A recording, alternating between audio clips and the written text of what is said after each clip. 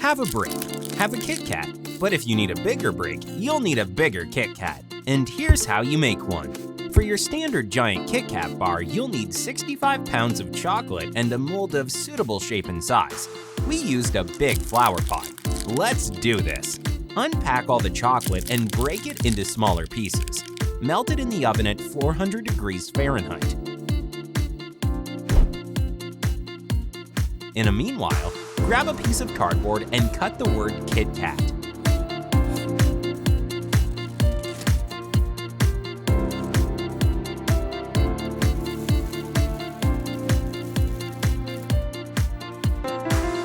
Write the letters in foil and lay them backwards on the bottom of the mold.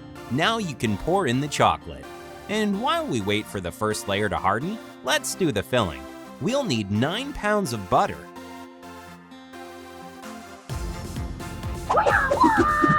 Cut it in less sizable chunks and pour in 9 pounds of boiled condensed milk.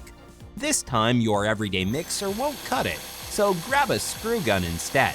Now, layer waffles on top of hardened chocolate. Do 3 layers of 3 waffles. But remember to leave some space about an inch wide between waffles and the walls of your mold. Cover each layer with some filling, and when you've done all 3 of them, fill in the mold with melted chocolate.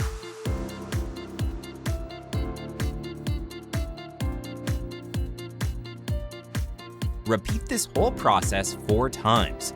Now, make a rectangular wooden frame around 33 by 30 inches. Cover the frame with some baking paper so that the chocolate won't stick to the surface. Carefully empty the molds and fill in the space between the bars with some melted chocolate to bind them together. You can remove the frame after the chocolate hardens. In order to have all the bars of the same chocolate tint, let's cover them with more chocolate. Fill your airbrush with melted chocolate, but don't heat it over 100 degrees Fahrenheit. Now paint over the spots, where the chocolate has changed its color. Our giant is finally complete. Let's grab a piece. This is some 110 pounds KitKat.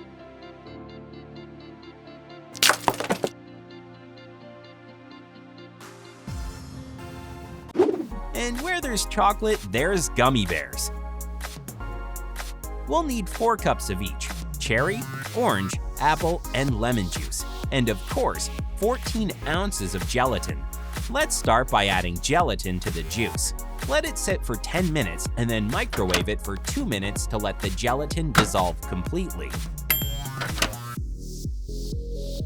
Pour it in a silicone mold and let it cool for a couple of hours. And there you have your monster-sized gummy bears for your monster appetite.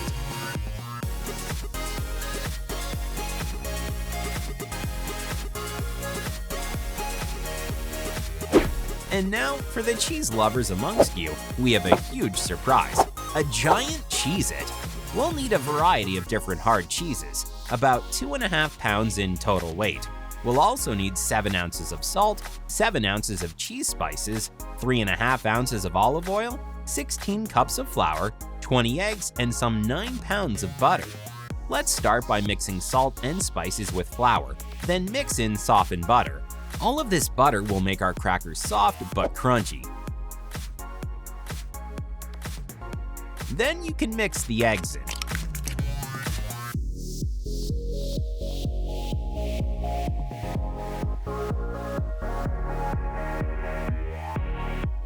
After you've managed to make the texture uniform, you can start adding cheese.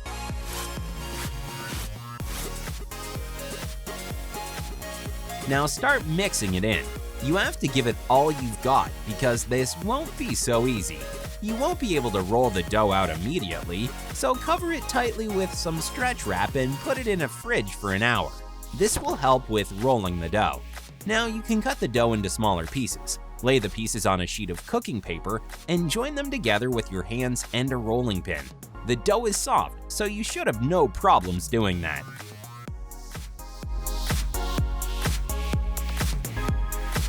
Trim the sides to make them straight.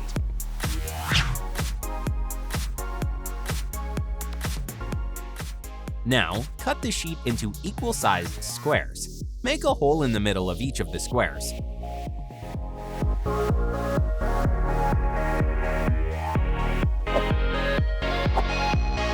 Then make 5 cuts into each side of the square.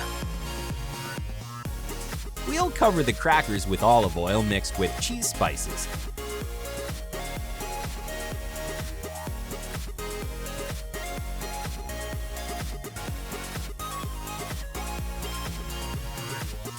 Sprinkle some salt on top and bake the squares in the oven one by one for 30 minutes at 400 degrees Fahrenheit each.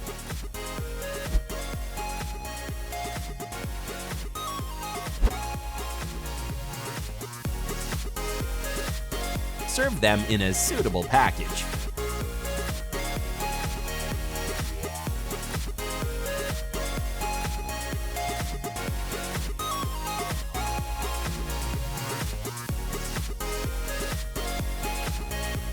And how about some sunny nachos? If you're up for the task, grab 2 cups of wheat flour, 2 cups of corn flour, 3 tablespoons of cayenne pepper, 2 teaspoons of curry powder, 3 tablespoons of ground paprika, 1 tablespoon of salt, 2 ounces of olive oil, and 1½ cups of water.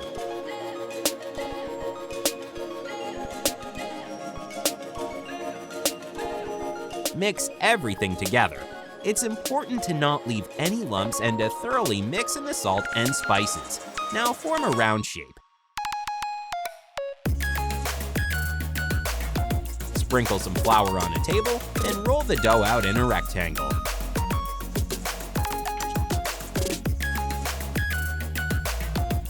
Cut out pieces in a shape of triangular nachos.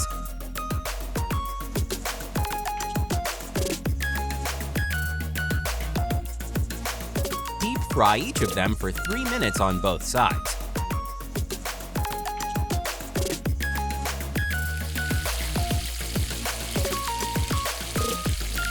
Remove excess oil with a paper towel.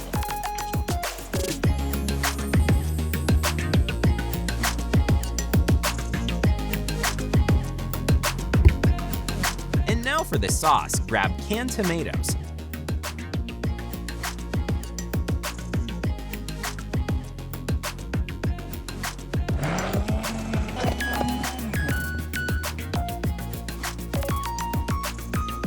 Finely sliced onion, and a few cloves of garlic.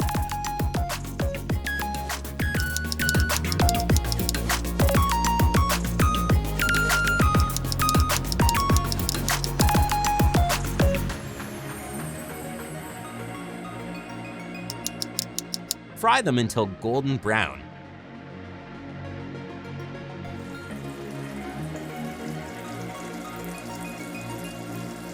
Add cayenne pepper and curry, then tomatoes.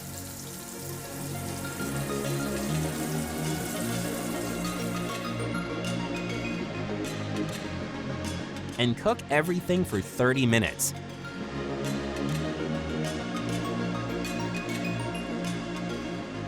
You have to be here to feel the aroma.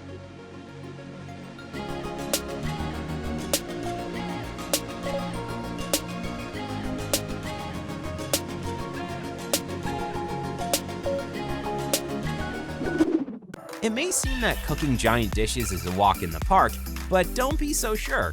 We had an accident with giant KitKat, for example.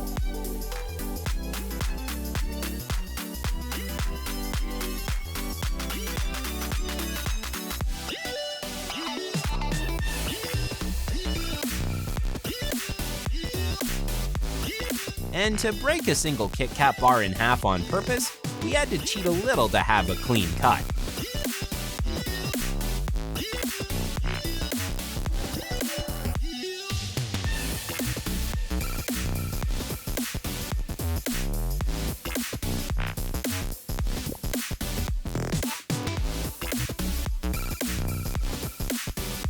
We hope that your cooking adventures will leave you unscathed.